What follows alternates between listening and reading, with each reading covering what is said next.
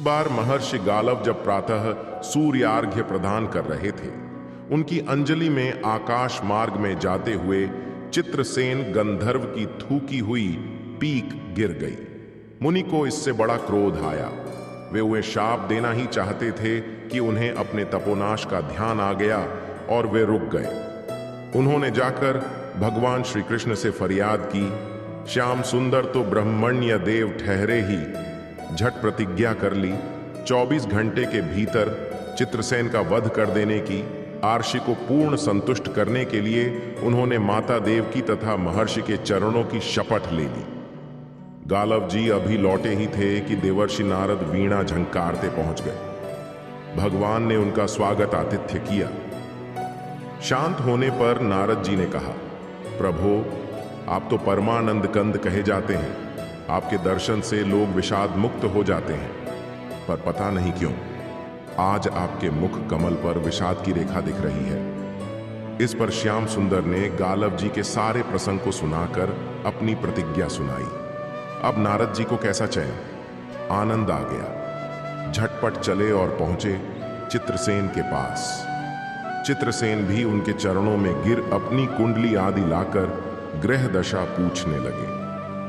नारद जी ने कहा, अरे तुम अब यह सब क्या पूछ रहे हो? तुम्हारा अंतकाल निकट आ पहुंचा है।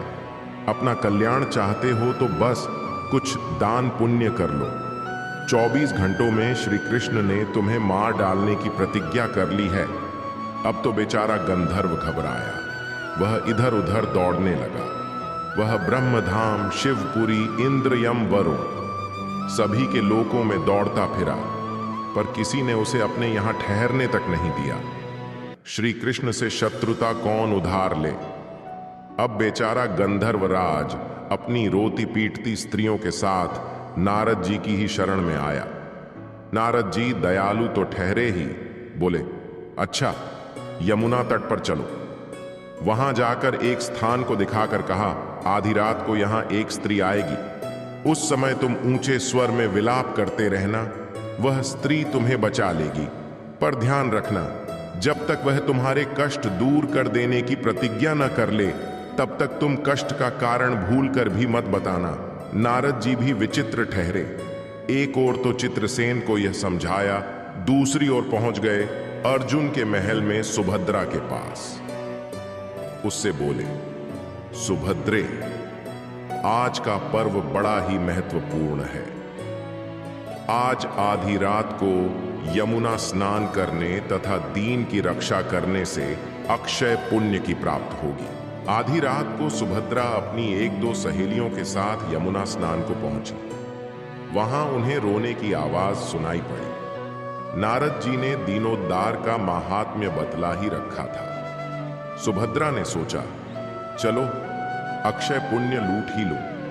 वे तुरंत उधर गईं तो चित्रसेन रोता मिला। उन्होंने लाख पूछा, पर वह बिना प्रतिज्ञा के बतलाए ही नहीं।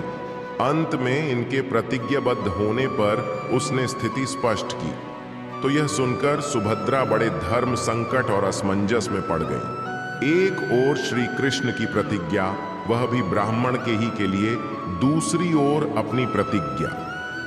अंत में शरणागत त्राण का निश्चय करके वे उसे अपने साथ ले गए।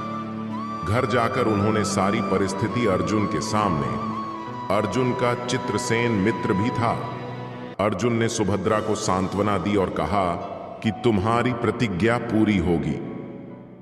जी ने इधर जब यह सब ठीक कर लिया, तब द्वारका पहुंचे और श्री कृष्ण से कह दिया कि महाराज, अर्जुन ने चित्रसेन को आश्रय दे रखा है, इसलिए आप सोच विचार कर ही युद्ध के लिए चलें। भगवान ने कहा, नारद जी, एक बार आप मेरी ओर से अर्जुन को समझाकर लौटाने की चेष्टा करके तो देखिए। अब देवर्षि पुनः दौड़े हुए द्वारका से इंद्रप्रस्थ पहुंचे।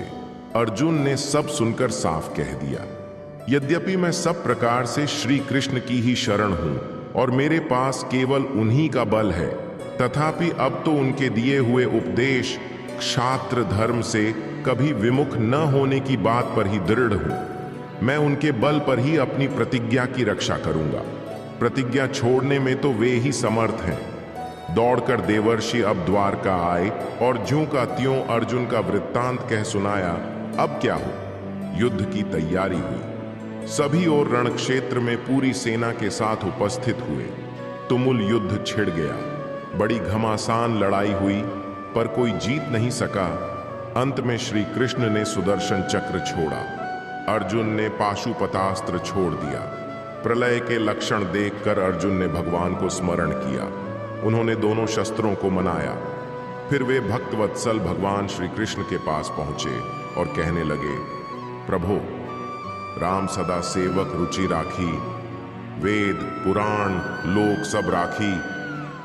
भक्तों की बात के आगे अपनी प्रतिज्ञा को भूल जाना तो आपका सहज स्वभाव है। इसकी तो असंख्य आवृत्तियां हुई होंगी। अब तो इस लीला को यहीं समाप्त कीजिए। बाण समाप्त हो गए। प्रभु युद्ध से विरत हो गए। अर्जुन को गले लगाकर उन्होंने युद्ध श्रम से मुक्त किया, चित्रसेन को अभय किया। सब लोग धन्य धन्य कह उठे, पर गालव को यह बात अच्छी नहीं लगी। उन्होंने कहा, यह तो अच्छा मजाक रहा। स्वच्छ हृदय के आर्षि बोल उठे, लो मैं अपनी शक्ति प्रकट करता हूं।